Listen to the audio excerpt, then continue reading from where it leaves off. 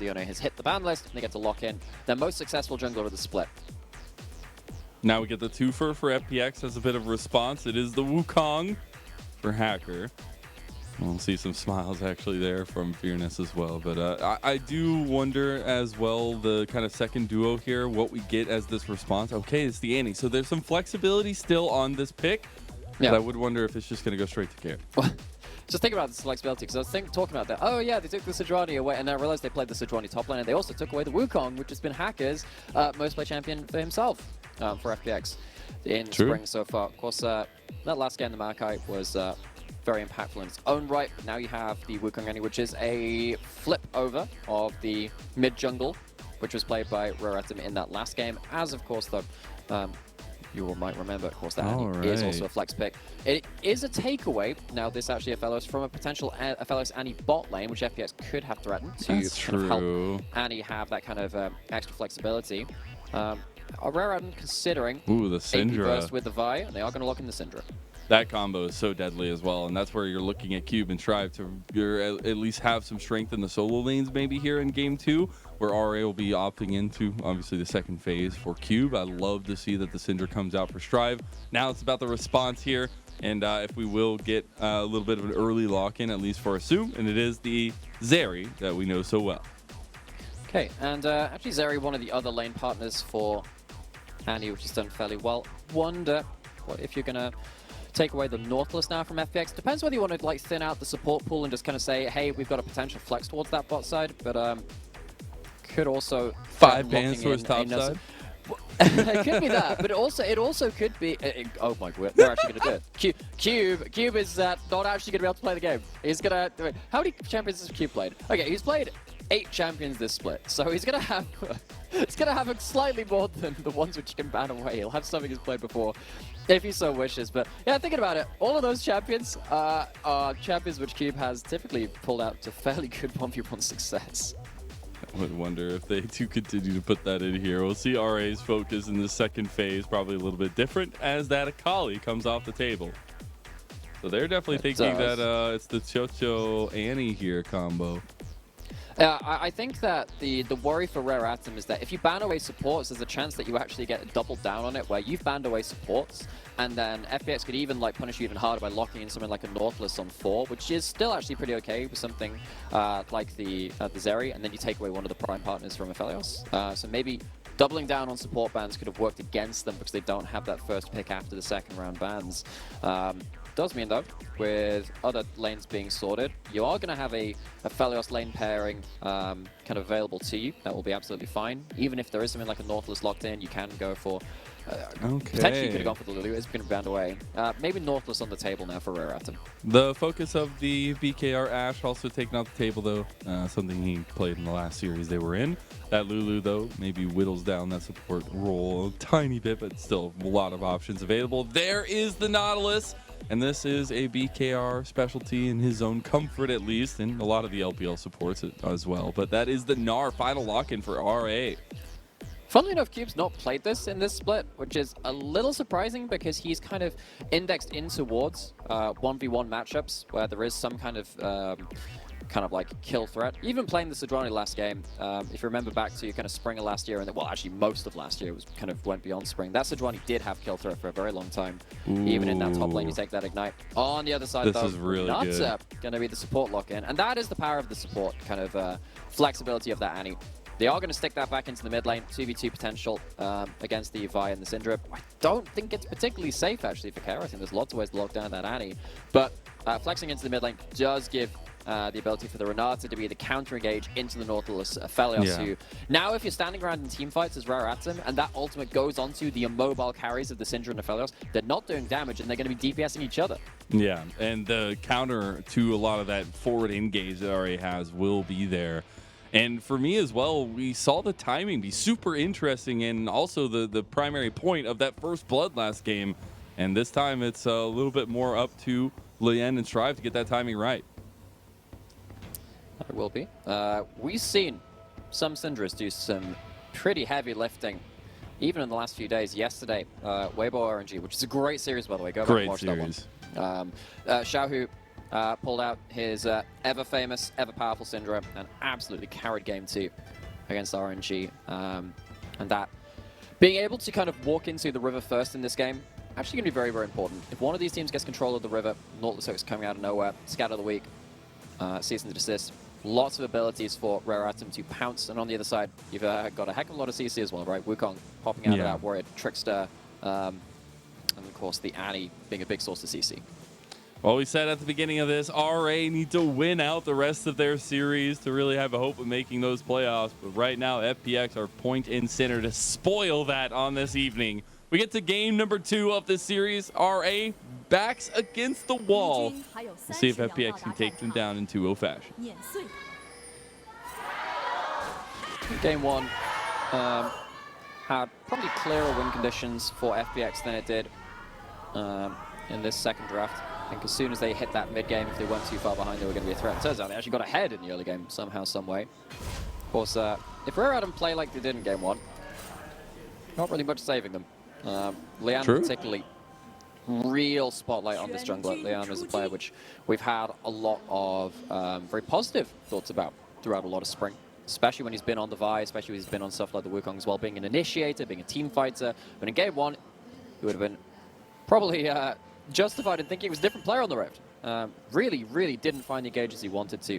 So eyes on Leyan to have a step up in game 2. Yeah, really needs to, as again we had said, initially a very aggressive jungler, also just kind of the Nidalee player. Love to see it, obviously opting into the Elise occasionally, but he has been more so that facilitator for RA and finding his own, I guess, growth in that role. But now with this, we have double Cole's bot lane. It's all about mid jungle. We will not more than likely see any attention down here. Actually, fun thing about this, did you see all of the runes being put out for LWX? Have you seen that yet? Because I actually wonder if we're going to see ourselves... It was up there, I did not look though. Okay, I completely missed it then. I wonder if this is shield bash on the Zeri. I've been kind of soapboxing about this a little bit, but because Aphelios goes for Bloodthirster first, you have Severum as well, which gives you that shield. A lot of the AD carries going overheal, and there's a Nautilus with a shield. Zeri's passive, reminder for those that kind of forget about this, steals shields. It damages them and then takes a certain amount of them for themselves, which means you get shield bash pretty much every auto after the first one which you gain with that. Of course you get a shield even from Guardian, and of course that shield coming through from Chocho as well. It means that your mid-game spike, especially if you go for something like that Bloodthirster, could be really big for LWX. So a little bit of tech. A little bit of mad scientist tech right there. If that comes we are all about scientific terminology today. Shield bash is actually like it's actually an SI unit. We measure things in shield bashes. Oh god. Crazy. Okay, you learned it first. Yeah, you learned it here first, apparently. We did see Leyan actually going towards bottom lane, showing there a little bit, just trying to hover this against Chocho and LWX while we're getting a bit of an invade from Hacker on the other side. Yeah, should be vertical jungling. Thing is, either way, it's kind of diagonal jungling either way. We can say like, oh, it's vertical jungling, horizontal jungling. It's like, technically it's diagonal if you're taking two You gotta turn the map. Yeah, it's like, wow, this is We need a diamond map. I'd like to think that LPL is slightly higher than diamond, but hey, we'll okay. Could you imagine if the mini-map was not a square, if it was just a diamond at the bottom right? I feel, can you imagine if it was actually more like an oval and you had like 2 lines below the twisted trees behind it? Maybe you could call it something like the twisted tree. I just soapboxing for a bit. Maybe you only have 3 people on that map. Something that I've never heard of before. Yeah. Just like the fun and fast gameplay of Dominion. Who would ever be interested in playing that game?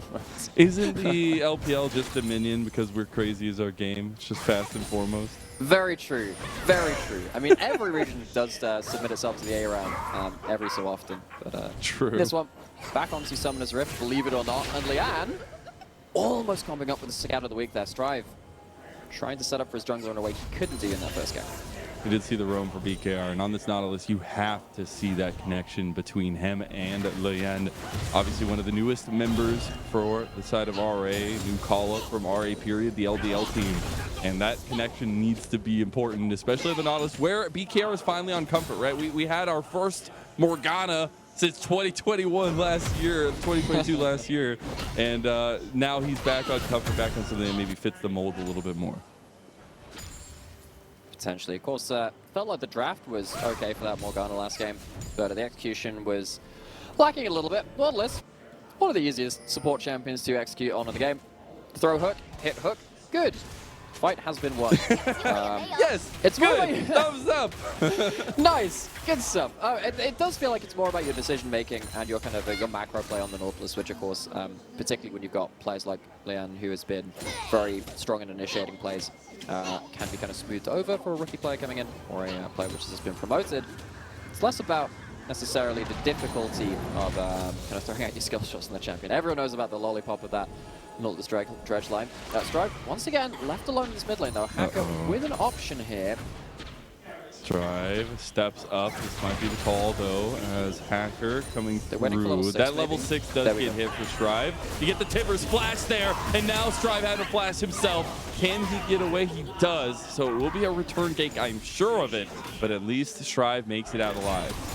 There's no flash on either mid laner now, so Annie also going to be vulnerable to something like Leyan's level 6. That cease and desist could be very, very important. So despite it being a return gank option for FPX, kind of is a gank option also on the table for Rare Atom.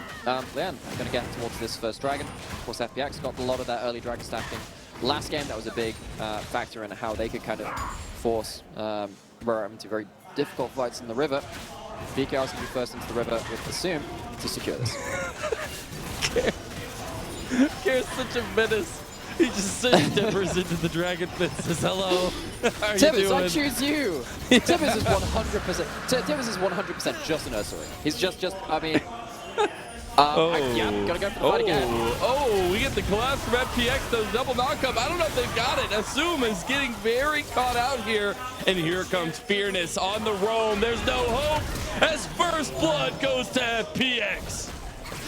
Top lane island has crashed into the mainland. This Fearness somehow works his way into this play. This is actually a really important thing. I'd love to see a replay of what happens with Fearness actually entering that play. One thing you can do as a top laner, if you reset before an objective comes up, is that if you run through mid lane or kind of through bot side jungle, you can kind of head towards top side, but if a fight ever starts to erupt, you're in position to respond still. That's exactly what Fearness does. It means that he doesn't have to teleport to the play necessarily. I'm trying to think actually if you teleport in the run-up to it. But Fearness, in position, gets to impact the game in a way that the top laners didn't really have the option to in game 1. Yeah, until that dragon fight that we got. We do get the replay here, and as you see, we see the setup at least. To the fight. Yep. Yeah, I was wondering if because he ran from that turret, I was wondering if he just kind of chose if he actually just walked out, so it was a bit of a weird teleport location. But anyway, it's a valid point, just not for this situation. Fearness, other champions may be able to fly through the sky. He just walks at you. And he's very impactful at it. He just pops, goes, and runs at him. Who'd have thunk that the Nintoku's hurt? But now we see Fearness back in lane with 1 kill. See how that does in his solo matchup. Obviously has the Sheen and the Chain Vest right now. But we see Rift Herald started up by Leyan. Should be that trade of objectives, at least not trade, but the pickup of objectives here for RA. That was a bit different than what we saw in game number 1. Yeah, potentially setting up contest it. I think the Rift Herald goes down. Hacker's in range here, though. He wants to smite it. I think that RA got it in the end. Kair takes down BKR. Lwx against Sssum, though. Kair and Chocho chasing him down. He's got red, white, but he doesn't want to fight. He goes to Lwx. He gets one back. It turns out he does, as that's a double kill for Kair, who has been set up now in 2 games in a row. Okay, what the heck happened to the eye? Did anyone pick it up? I don't think so. I think it was as you called out in the moment. Nope, it got picked up. It was. Cube. Cube actually picked it up. So there is a thing that pops up if you steal it for the Rift Herald at least now. Yeah, I completely forgot about that. Not gonna lie, I was just like, okay, it's been smited by someone. I saw some gold back in the day, not that long ago. Oh my goodness, they're gonna go right back in, but it's a 3v3. Hacker getting low. Bailout comes through. They got to try to get a kill back. They don't. Chocho falls as well. The power has been unleashed. Has 2 kills to Strive, and Kair will be burned down to a crisp here. The Phoenix not alive in the mid lane. And what a difference in mid-jungle 2v2s from game 1 to game 2. Yes, Care still has himself a lot of gold, but Strive on the table as well. LWX. LWX, mind gaming. He didn't pull the trigger there. Catch out. Oh no, but he See might if he catch goes the across. rapid. Here he goes. Leyan, take it down by the decisiveness of LWX. Oh man, very different chapter from the Veigar game 1.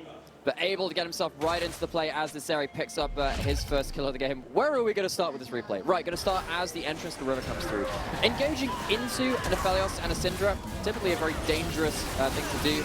And Hackett doesn't quite get onto either of the carries. Sssum also just really starting to blitz through some HP bars, getting through that Severing Crescendum, check them stacked up. Low range DPS gets right in there. Despite being a 1v3, comes away with a winning trade.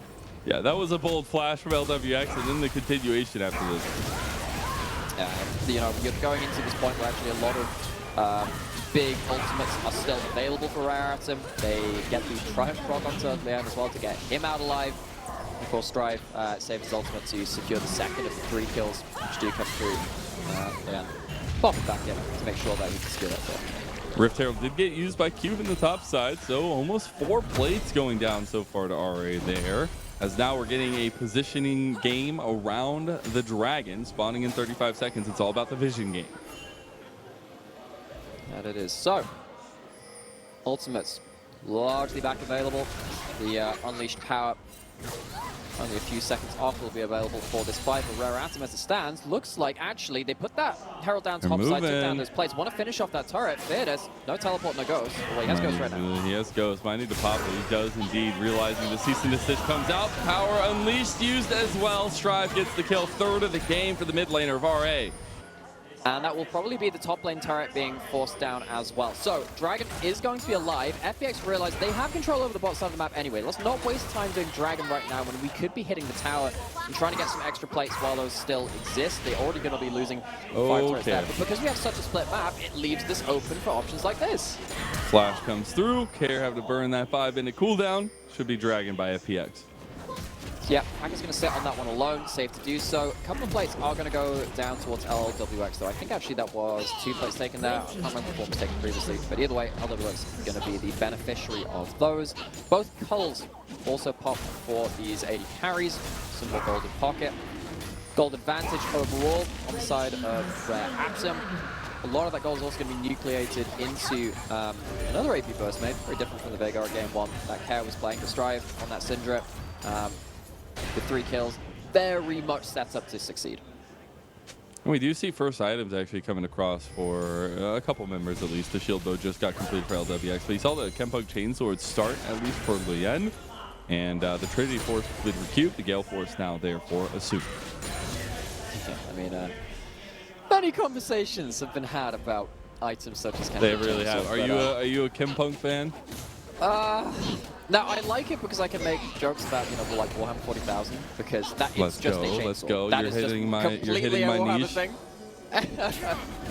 Funnily enough, I was always more of a fantasy player than 40k version. People forget that.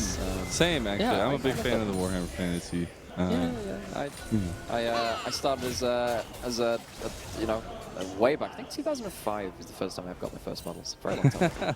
But either way, back to something I suppose more relevant. I suppose there's some nostalgia which I like about the chainsaw, but in terms of an item, in this game, realistically, you're the only person who's going to be building up any sort of grievous wounds. I think Syndra needs to be very strong as a first threat, so we prefer to be going towards higher damage itemization. You can see the Ludens coming out, Flat Magic Pen. Morale does actually give you Flat Pen now, but there are other better stat sticks to buy if you're going to be your sole AP. I think in this game, it's okay. It's not going to be like a game breaker going towards the Black Label, because you've got actually mixed damage with Gnar as well from Hyper Proc. True. It's not like you necessarily need him to be full AD, and of course, that leaves kind of Aphelios as your sole AD. I think it's fine. I wonder though, RA obviously moving a lot of bodies around this mid lane, try to take down this tower, but also a Rift Herald coming up yet again. Nice little scattered weak there. Shouldn't be able to get too much more damage though. Do you remember that really famous, was it, I'm trying to remember if it was Rookie. Was it Rookie that had the crazy 7-10 split? The Syndra kind of stunning 2 people in 2 different directions under that top tower at one of those Worlds games. That was an absolute I think it was, yeah. Something like that. Oh, we get the catch out though. Not gonna find the damage. Care just poking down with his Tippers. Tippers has already got smited away by Leyan. That was an effective ultimate. That really didn't feel like it did very much that. It's been some questionable anti-ultis in this series so far for both sides. I mean, I've appreciated like the comedy value of just kind of sending Tibbers in as kind of like the Pokemon into battle. Hasn't really achieved much outside of that. And Rare Item, you can see the difference between Game 1 and Game 2. They're able to walk into River first. They're able to kind of stop FPX from controlling areas of the game, despite them having a pick comp once again in some kind of form. They've got CC from mid and then from jungle. But they don't have the positioning from their lanes, so you have the same kind of setup to make the most out of it. Fearness is going to take bot lane top, which is a good bit of news for FPX. It allows them to have an area of the map which they can at least kind of push into the enemy jungle with a bit more impunity. Game's not done yet, but Rare Item is still in a much better spot they were in Game 1. Absolutely. It's night and day, and something we can't expect from these teams is, you know, you get clapped, you might want to clap back. You see the clap back now from the second Rift Herald in mid lane. Be able to get this tower with the help of RA. And still taking down the outer assets of FPX. The second charge should not go through if they can get the auto attack in. Let's see if the damage is done. It is! The second charge completed by RA. Yeah, it turns out walking any closer to Stride right now is not really what FPX want to do. So, are you sure? I would personally not advocate for walking into the 3-kill Syndra. That typically is bad for your shot copper electrified now? Are we going back to that? You know, normally I have kind of like a follow-up for this. I feel like that joke right is close to me. I should have prepared more. I apologize. You should have prepared. Wow. Now we get to what the real issue is. No, but we do have another minute until Copper Dragon's is more spawn. ductile than my sense of humor, apparently. There Much you more go. versatile. There you go. That's what it is. That's what it is. RA are actually trying to get a little vision here. No, one day I'm actually going to go to a stand-up class and I'm going to be so much better at this stuff. Are you sure? You know, call me on that day. We'll see how it goes.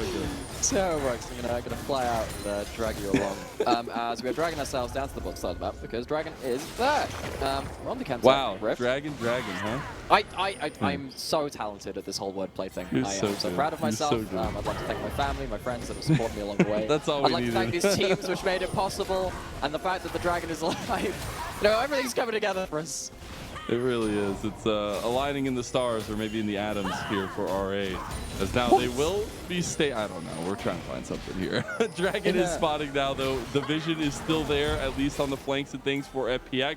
Trying to get Fearness to push out this lane a little bit. That's out of the week. Taking Hacker down by a quarter of his health. Yeah, much like Game 1, entering the river against the team with CC just sucks. Trying to go against these pick comps every scout of the week. Very, very important. Stride when uses terrain, so he's not going to get engaged onto too easily. And Rare Atom, they just hold their position, hold the choke point, use their CC, land a couple of skill shots, and Dragon is theirs. Actually moving to this tier 2 as well. After that charge went down, they actually had a decent amount of damage on it. Should be able to take this, actually, because FPX are in a position to defend. Oh, but they are. They're going to TP immediately. RA is scattering. The tier 2 goes down.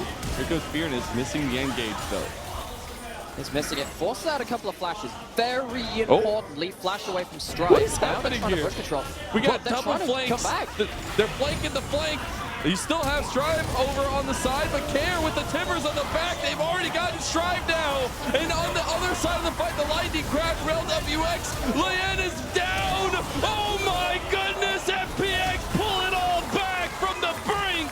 3 kills over. FPX, they try and swing for a couple of kills on that first engage. They don't get the kills, but they get the flashes. That means that Strive doesn't have any way out of the second phase of this fight. The Syndra goes down. Those 3 kills mean absolutely nothing. FPX managed to muddle their way out of that situation, problem solve their way through the engage, and get themselves into a now sense of parity compared to what we saw earlier. Rare Atom were in the lead in this game. It felt like they were starting to pull ahead. Strive really starting to be a problem, thorn in the side of FPX. Literally evened up the flank of the flank of the flank here. Care just walks his way all the way around, and the engages. RA take this. They see like a patch of him on vision, but it's not nearly enough. Rare Atom feels like they just kind of They don't see it until it's too late. They don't see it until it's too late, but they double down on this. As soon as Stride loses his flash, I think this is probably a losing play. There are so many ways to follow up because the Wukong still has his CC, and you have, of course, the threat of all the rest of the follow-up coming in after that point. You don't have a flank, you don't have a Zhonya's. As soon as that Syndra is hit by that CC and the gap is closed, you're gonna die. So Strive, as soon as that flash was down, I don't think he really realized how much danger he was in. And we're at an even gold state now where RA, we're in a comfortable 2,000 gold lead. Now feeling maybe a little bit desperate to find a pick here. Baron will be on the table now for both teams. And vision around that pit will be extremely, extremely important. Yeah, we're waiting on those second item spikes as well. More importantly, now, you've mentioned a little joke about atoms being in alignment. You know that atoms actually can be in alignment. There's a thing called spin in quantum mechanics, which is kind of like rotational symmetry of the little nucleons inside of it. And that is actually a thing. They affect the way that things can work. See, so I was right without being, knowing I was right. Yeah, I know. You are just so intelligent, Mazel. That's why I appreciate you. Don't do that. No. I am in fact the judge of anyone who's intelligent. So I see. By my judge, what a prestigious title. By the examination board of Nymeara of the LPL, you have received a passing grade. Walk away with your new achievement in life. All right. Well, I feel like I can walk away now. Do I get a speech or like do I just walk away with my award? No, you get a nod and like you know that one gif of the the guy in like the car just kind of zooms in and just like slowly nods. That's what you've got. That's the okay. I'll take that.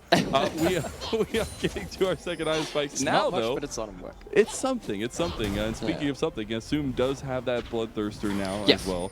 We'll see how he can utilize it. The Frostfire Gauntlet completed second item for Leyan. And while we don't have a Baron fight, so to speak, there is a potential soul point for RA coming up in about a minute and 15.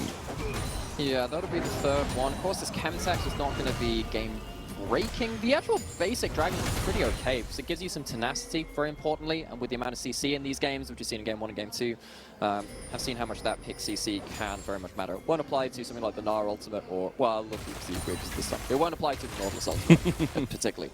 We see ourselves a bit of a hop over again. Lwx hanging close to that wall. Leyan's way overextended here. This is what happened last game. TP now coming in, lightning crash. Lwx is on the back. They got a big hostile takeover that just destroyed Leyan, and it might have just destroyed RA. Care dodges out of the power unleashed with his golden hour as Lwx is gunning down Cube. He gets Gnar ulted. He's still alive though, and now Fearness has joined the backline and he's going all out as the Q Calibrum is not enough to take Fearness out. Here come the rest of FPX, and BKR left out to the dust. Sssum is the only one left, but there's not much to write home to.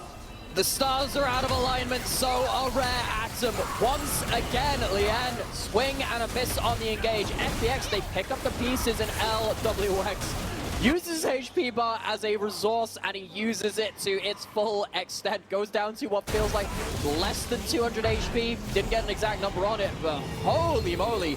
FPX playing the fine margins and coming out to success.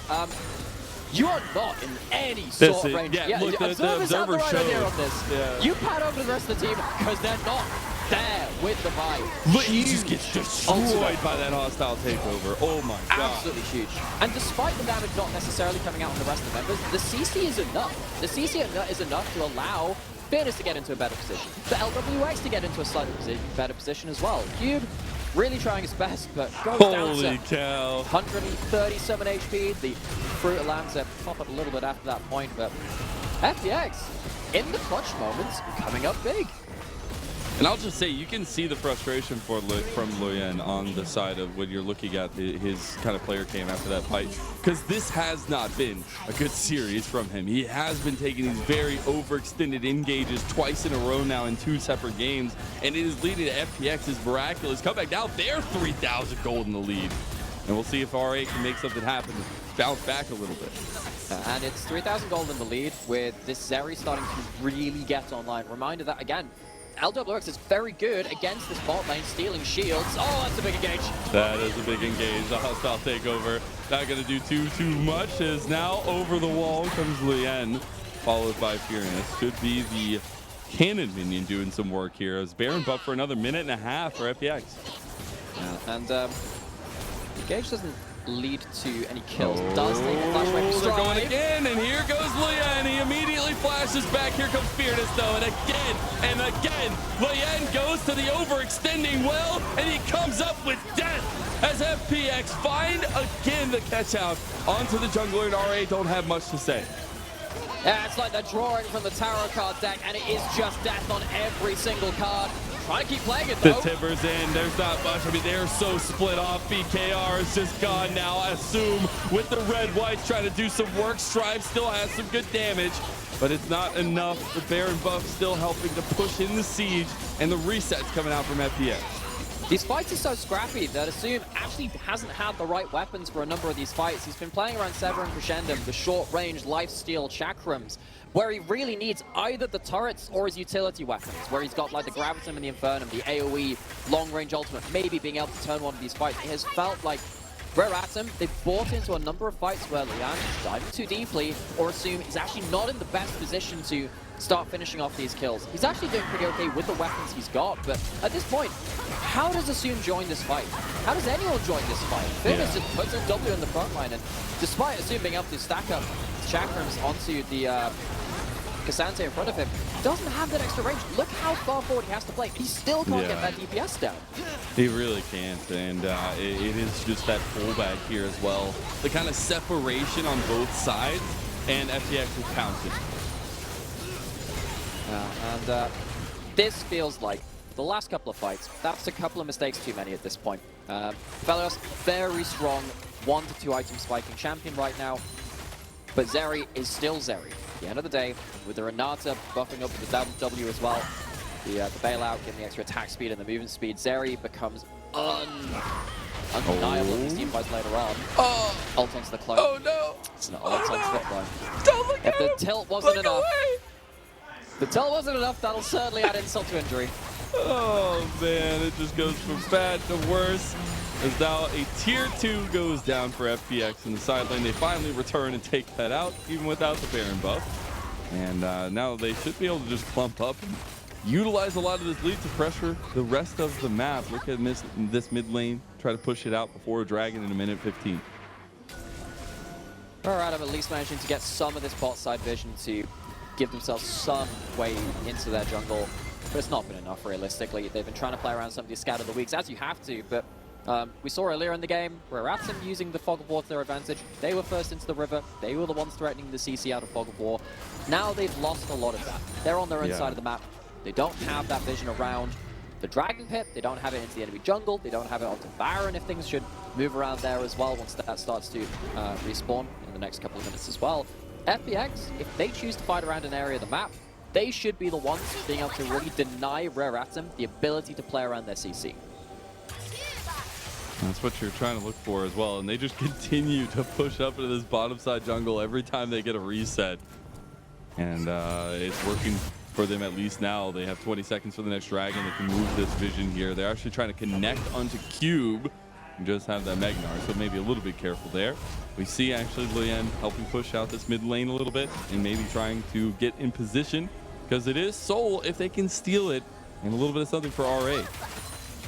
So Lwx actually sat on the Zeal as well. There's the Lwx feels very safe right now. We've seen that if Vi ever gets dragged back over a wall with a flash or something like that, things get very, very difficult. See a teleport towards the top side of the map, back onto the map for Syndra. Like, Strive is basically artificially saying, I'm going to find myself a patch of Fog of War and I'm going to play around it now. It's not enough to get a dragon for the team, but Strive just needs to find himself a pocket of dark vision.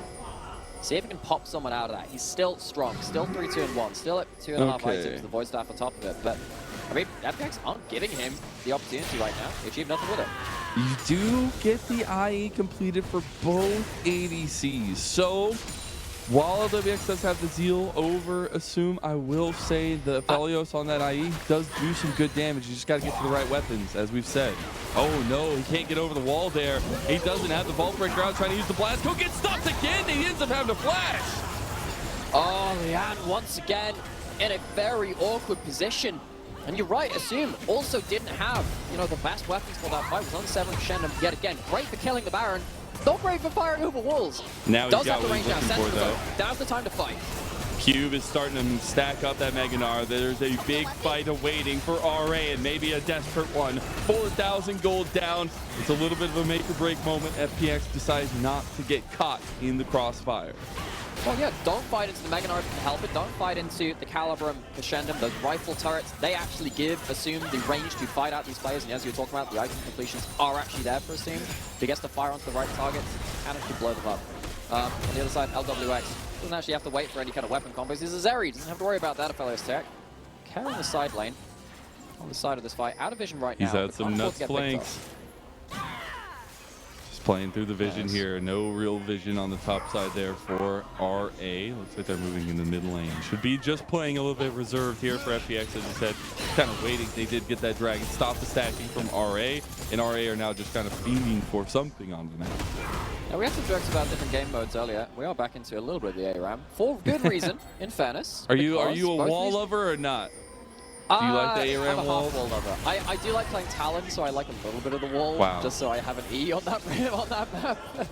That one's kind of like, you know, you're part of the problem, Nymeara.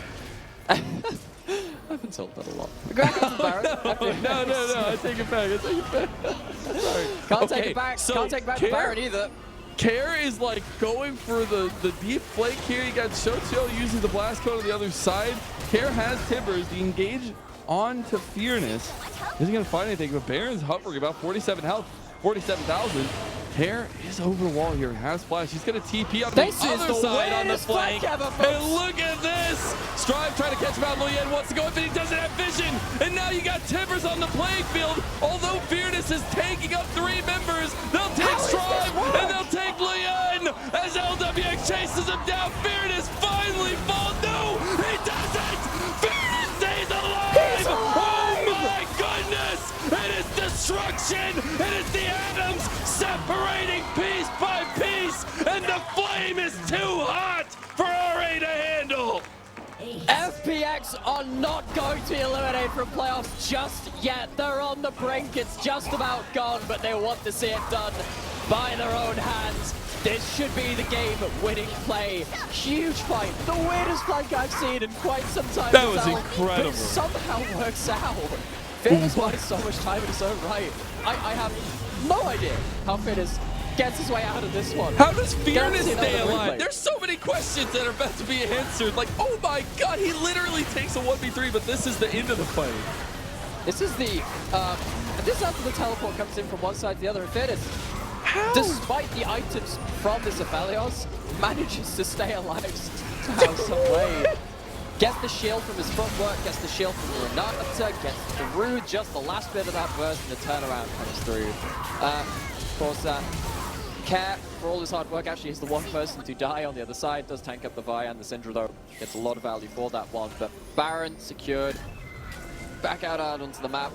Items completed beyond the third as well. You see that Runon's Hurricane coming in from Lwx. That is Zeal finally upgraded. Actually, a very good item to Syndra, by the way, Zeal.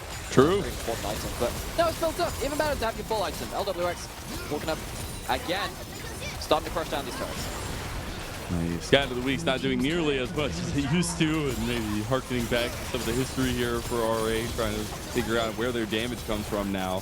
Where they were in the lead in this game. They had a prime position of setup, but it was a couple overextensions, it was a couple mistakes capitalized on by FPX that have now put FPX in the driver's seat. Tier 2 in the top side should be taken out by Cube, so a little bit of side lane gold given back over. This is kind of the LPL response to most Baron inhibitor pushes. You just send your top lane to the other side of the map. Most of the time, if you send, even as the team with the Baron, you're pushing into the inhibitor, you don't want to respond to the other side of the map because it potentially leaves you at threat of something like a flank teleport. So Cube at least getting something back, despite it being trading down against the Baron, it could still be much, much worse. They have enough wave flip as it stands. Syndra is pretty good at wave flip, even 3 Baron creeps. They're not going to lose themselves in an inhibitor just yet from FPX. They still need to break the base. They still need to find themselves a fight that will actually open up the inhibitors, open up the base. And it's very hard to dive into the Aphelios and Syndra when they stood behind their base walls. It absolutely is. A little bit extra defense there, I'd say. But back onto the map are FPX trying to crack into those walls. This Baron buff still there for 40 seconds. See if they can get this side lane pushed in. They'll put the presence that they used to put in the bot side jungle down to the top side, try to take this tier 2. Roofing up as 5, playing on one lane, not playing on multiple, but FPX, they have strength in numbers right now. Scan of the Week lands, but it achieves next to nothing. There's a Bloodthirster, there's a load of shields. The Syndra not landing the same amount of damage it really needs to. Okay, Sssum actually doing some decent poke on the hacker there. Knockback actually doesn't connect for Fearness. The tower getting very, very low here. Getting shot up by these double cannon minions. Buffed up for another 5 seconds. It's not going to be enough, I don't think. As should be able to clear this one out. The Baron buff does fall. Oh my god, did they get it? Oh, so close. Oh, so close. Can they walk up? Can anyone walk up? Even with the shield, I think it's very dangerous to walk into them. Next wave is coming though.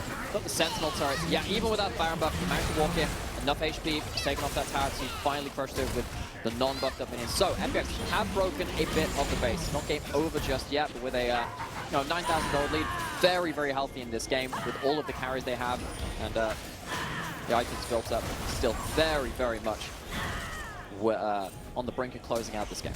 And is there a saving grace for RA at this point? I mean, you do have Strive and Sssum who are stacking up themselves. A lot of late game carry potential there, but at this point it feels like they can't get damage into the fight. Yeah, the saving grace would normally be if someone isolates themselves against the Aphelios or the Syndra, maybe you just kind of lose a kill for free. But as we've seen, Fearness is really hard to kill on the backline, despite Ksante not being the best kind of late game tank. Often he falls off. He doesn't scale in the same way that, say, a Mundo or a Sion or a Ornn will do in the same way. But Fearness, utilizing his champion very well so far. 5-1-4. Fearness really overshadowing Cube in a lot of ways too. Cube, I had very high rating of as a top laner in the LPL. Very quiet series from the Rare Atom top laner. It does mean that, particularly with that top lane advantage, Rare Atom, it's very hard for them to get the free kills where maybe Fearness could overextend into them. And I really appreciated FPX kind of coming into their own. Obviously not the split they would want to have with this team, but you know, the developmental piece from Care being promoted last spring, but bringing in Fearness in this mid-split, right? Still one of the newer members as well over from LGD last year. Chocho coming in at about the same time, coming from AL last year, and really trying to find the pieces that make this center trio of Hacker, Care, and Lwx really work. Sadly for them, of course, it's not been the most successful split. In spring, they are set at 2-10. This is a bright moment amongst a pretty dark, stormy start to the year for this historic organization. But hey, if they close out at 2-0 today, at least they get to retain the momentum they've had in the last few series, despite there only being one series amongst them. They've taken games. I think they, took a game of OMG, took a couple of games of They got some tough competition to finish out the season for sure. They still have EDG and TES to face, but this is a bright spot, like you said. Well, maybe you can build into summer with that. Maybe that's the case. But, exactly. It's looking increasingly unlikely that they do make playoffs. However, still going to finish off this game. They've broken up on that top side. It's very hard for them to dive these turrets, as you said, diving into the Syndra and the fellows. Kind of difficult. FPX have largely been winning when they managed to split apart the team. Leyan gets Tibbers using Care, finds yet another pick. And immediately jungle down means the facilitation isn't there for the setup. While Cube has the Mega Gnar, the power unleashed is available. They can get damage down, but they can't. Care takes it up. Here's the hostile takeover, and it's FPX streaming forward under the towers. Sssum does have red and white. He's stacking up a huge shield, and you gotta be a little bit careful. Can they get the damage onto him? Here comes Lwx with his own carry potential, and it says Sssum who? As FPX delete RA atom by atom, and again the copper was not electrified this time around, and FPX will take a 2-0 sweep, move to 3-10, and find that little bit of a bright spot at the end of the season. These LPL AD carries, they don't even crack a smile when they get these multi-kills. Lwx is another day at the office. A return to Shades of former glory for the former world champion. It's a long distance between that winning title and here, of course, moved to 3-10. It's still been a very difficult split for FPX, but in the last stretch of spring, FPX picking up games in the last of the last 4 series now. Of course, 2 of those series being wins. That's 2 wins out of the 3 total they have. Very good day for FPX. Very dark split. FPX take that bow. What a performance from Care in the mid lane. The combination with Hacker, but knowing that